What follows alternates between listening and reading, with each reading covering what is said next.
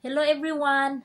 Meron lang akong isi-share sa inyo na mga tips sa mga Facebook creators dyan.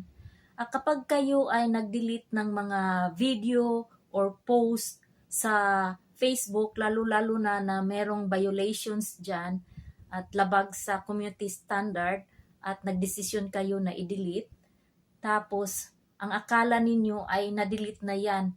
Hindi yan na-delete guys, kasi sa wall lang ninyo yan na-delete.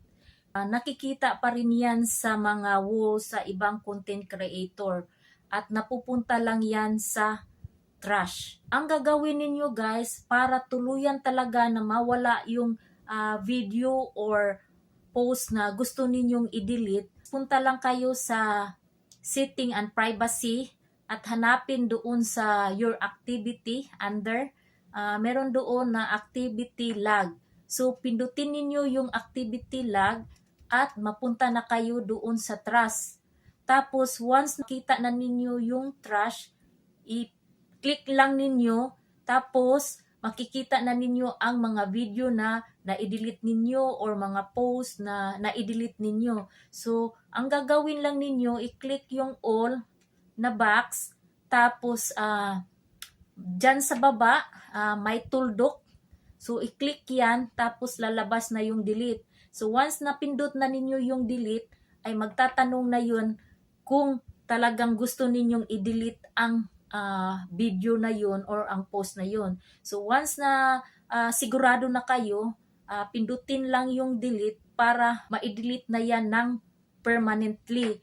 Kasi pag na-delete nyo na yan sa trash guys, yung video at saka post, nawawala na yan sa profile account ninyo or sa pages account ninyo kung anong gamit ninyo.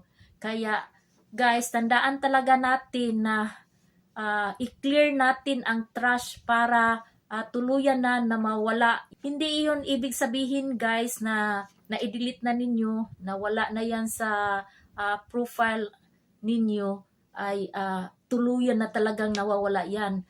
Nandun pa yun sa Facebook system nila. Kasi meron silang, depende yan kung anong violation ang ginawa mo. So meron silang limitadong time kung kailan talaga yan na mawawala. So sa system na yan sa Facebook. At sana nagustuhan ninyo ang bidyong ito. Hanggang sa susunod. Bye-bye!